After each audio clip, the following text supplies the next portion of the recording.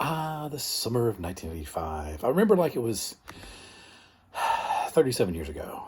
And just for clarification, in case I don't know when you're watching this, I mean 1985, decades before hashtags.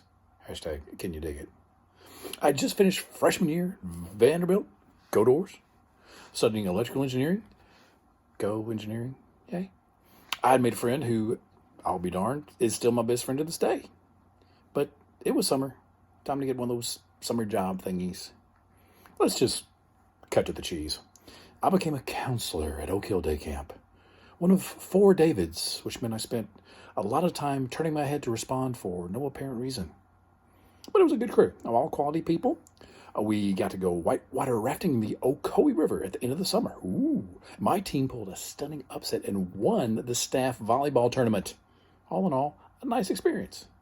Of course, then there were the kids. Now, the camp ranged from 1st and 2nd grade up to junior high, and there were 3 camp sessions over the summer, and we rotated through age groups each session. So we'd see everybody, get to know lots of them, but we spent most of the time with our group. Oy vey. Now, we got along with the vast majority of the kids just fine. Every now and then there was a troublemaker, but it was a 3rd grade troublemaker from a reasonably wealthy suburban family. So no big deal. Yeah, there was somebody around. I remember one kid whose name I recognized because it was the name of a business. If the business was Big Nashville Company, then this kid was Big Nashville Company the 5th. The 5th. Yes, really. Now, there were 2 girls that could not get enough Madonna. And they apparently couldn't talk about her enough either. And they wouldn't believe my pronunciation of her last name until I heard him say it on MTV. There was the chunky kid who roller skated into the toe I had just had surgery on while his parents watched. Well, they watched the skating, not the surgery. But I believe they were both doctors. The kid's name? Richard Simmons. I'm a comedy writer. Couldn't make this stuff up, but I lived it. Then there was this one kid. He was a good kid, he was a smart kid, with kind of an I'm the weird kid vibe. So I liked him immediately. And nice thing was, it was reciprocated. I couldn't get rid of the little doofus, but that probably worked out well for both of us. I'll pretend I can't remember his name, just in case I reveal something that could potentially lead to embarrassment and or civil lawsuits. Plus, if I pretend I can't remember his name, that sounds a lot better than admitting it. I forgot it a couple of decades ago. It's not like I follow him on Twitter. Yeah, one of the first things he said to me out of the blue with no provocation was, "I know what the biggest number is." I said, "Okay, what is it?" "Infinity." I said, "Infinity's not a number, it's a concept." And I walked away. Hey, he was wrong. Somebody had to teach him. And you. Oh, face it, right now somebody's saying, "Wait a minute, infinity is a number." Oh, really? Yeah, count to it. Hashtag booyah, hashtag drop the mic, hashtag unplug the keyboard. Now, maybe I forgot his name, but I have certainly not forgotten this.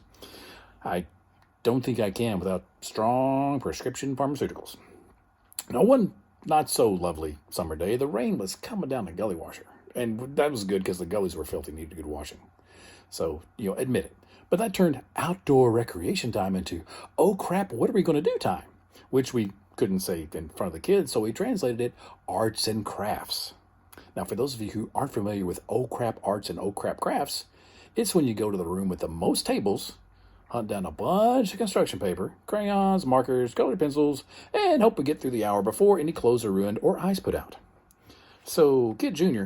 comes up to me with his drawing. There's a triangle near the center of a big piece of construction paper. That's all.